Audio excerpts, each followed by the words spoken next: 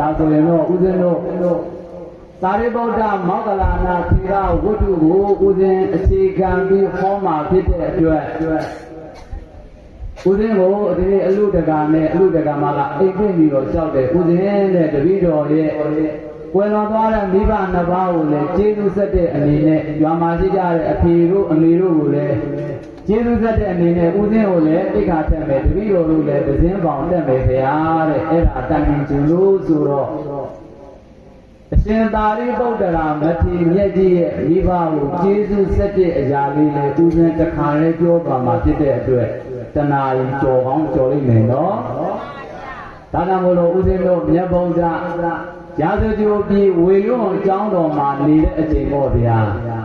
အတာရေတာရမတိနောတာရေသာတာရဓတ္တိနောဒေတာရဏာတိကိစ္ဆာတိမိစ္ဆာသင်္ကပ္ပဂောသရာစေတာရူတဲ့လောကကြီးမှာမှားရင်နဲ့အတွေးအခေါ်အကြံအစီရှိကြတဲ့သူတွေဟာဘယ်တော့မှဘဝရဲ့အနှစ်သာရကိုမရနိုင်ဘူးကွာတဲ့ဘဝရဲ့အနှစ်သာရကိုမရတဲ့သူတွေဟာဘာလဲဆိုရင်မှားရင်နဲ့အတွေးတဲ့မှားရင်တဲ့အကြံအစီနားလည်လားလောကမှာဘာပဲလုပ်လို့လူတစ်ဖက်သားရဲ့အပေါ်မှာမှားရတဲ့အတွေးအခေါ်အကြံစီတွေနဲ့ကြံစီနေရဲ့ဘဝရဲ့အနှစ်သာရရနိုင်ပါမလားမရနိုင်ဘူးစီးပွားရေးပဲလုပ်လို့လူမှုရေးပဲလုပ်လို့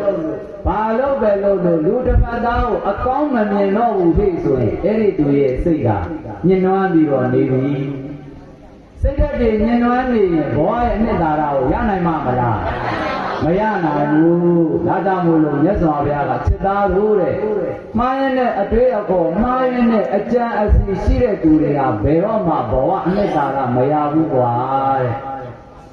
သာရေသာသာရတော်မြတ်တဝါအသာရေသာအသာရတော်ဒေတာရံဒေတာရံအတိကိစ္ဆာလိသမ္မာသင်္ကပ္ပဂောသရာจิตသားတို့လောကမှာကောင်းတဲ့အတွေ့အခေါ်ကောင်းတဲ့အကြံအစီတွေရှိတဲ့သူတွေကတော့ဘဝအနှစ်သာရရနိုင်တယ်ကွာတဲ့လူတစ်ဖက်သားကိုတွေးလိုက်ပြီဆိုရင်ကောင်းတဲ့အကြည့်လေးနဲ့ပဲကြည့်မယ်ကောင်းတဲ့အပြုတ်အမူလေးနဲ့ပဲတုံ့ပြန်မယ်ဆိုရင်ကိုယ့်ရဲ့စိတ်ကြီးအေးချမ်းပြီးတော့မနေဘူးလားဒီနေ့တာအချိန်လေးကိုအေးချမ်းမှုနဲ့ဖြတ်မယ်ဆိုရင်ဖြတ်တန်းမယ်ဆိုရင်ဦးဇင်းတို့ရဲ့ဒီနေ့တာလုပ်ငန်းတွေဒီကောင်းကောင်းမွန်မွန်နဲ့မအောင်မြင်နိုင်ဘူးလား